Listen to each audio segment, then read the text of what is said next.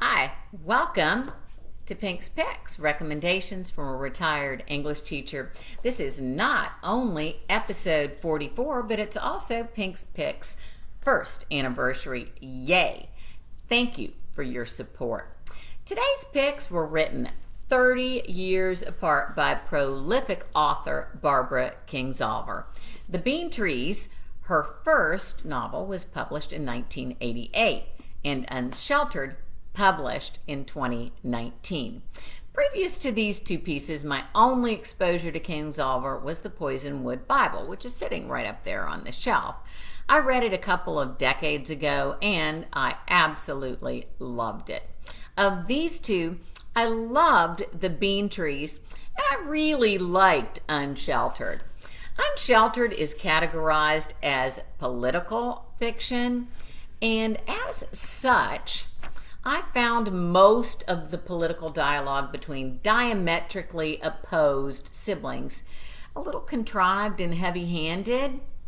During one particularly heated argument, even their mother wonders how many tuition dollars had been wasted in this conversation and whether she could get a refund.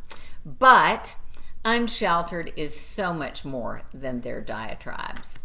I love Kingsolver's premise using dual narratives to depict two families living in the same house in Vineland, New Jersey, 150 years apart.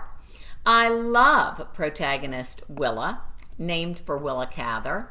She's a freelance journalist married to a charismatic college professor whose tenured position and housing ceased to exist when his school permanently closed.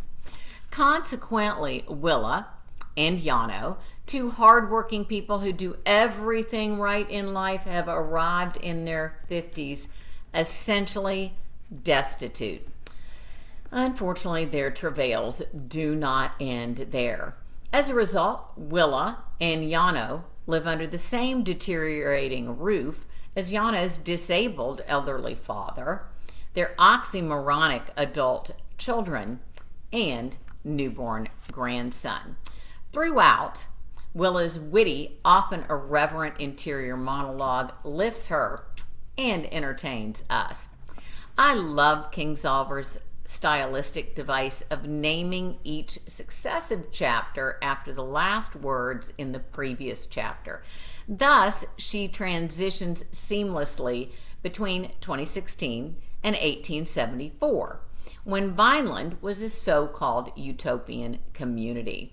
Interestingly, this is true of the factual Vineland, where Thomas Welch, of grape juice acclaim, and other historical figures lived or visited. Most importantly, Mary Treat, a Darwin correspondent, plant biologist, and entomologist. Mary's next-door neighbor, Thatcher, is our second protagonist. He's a high school teacher prohibited from teaching the controversial new theory of evolution. The Bean Trees is set in the 1980s, and it's classified as a family drama, but clearly could be considered a Bildungsroman novel. First-person narrator Marietta decided early on if she couldn't dress elegant, she'd dress memorable. She leaves the familiarity of rural Appalachia and settles in Tucson, Arizona. Both settings where Kingsolver has lived. I love the voice and character of Marietta. I love Kingsolver's clever maxims, metaphors, symbols, irony, similes, and vivid imagery. She even makes clutter appealing. I love Kingsolver's character development, subtly evolving Marietta from static to dynamic. For example, Marietta ruminates, "I remembered my pep talk to Esperanza a few months before and understood just how ridiculous it was. There is no point in treating a depressed person as though she were just feeling sad, saying, 'There now, hang on, You'll get over it. Sadness is more or less like a head cold. With patience, it passes. Depression is like cancer.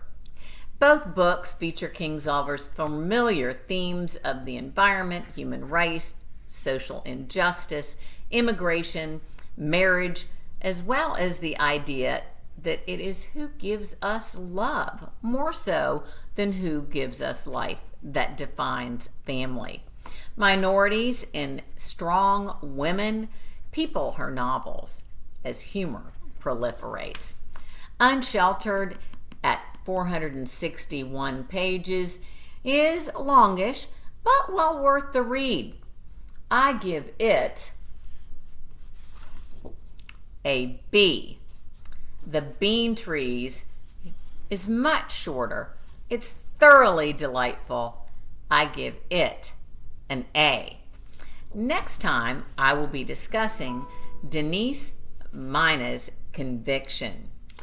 Until then, be safe, stay healthy, and above all, do your homework. Bye-bye.